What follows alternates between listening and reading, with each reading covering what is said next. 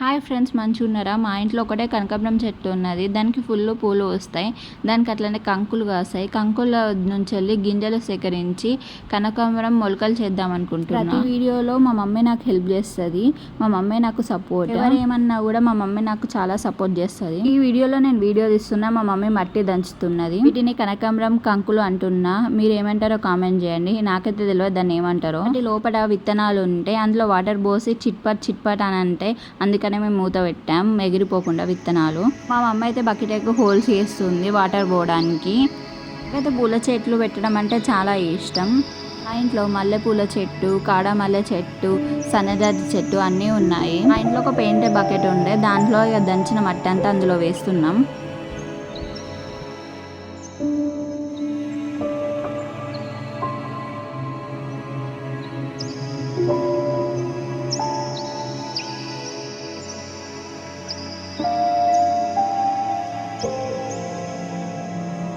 అంతా వేసిన తర్వాత నీళ్ళు పోసిన తర్వాత ఇంతకుముందు నానబెట్టుకున్న కంకుల నుంచి విత్తనాలు తీస్తున్నాం. విత్తనాలు చూడండి ఎట్లున్నాయో. మొత్తం 20 విత్తనాలు వెళ్ళినాయి.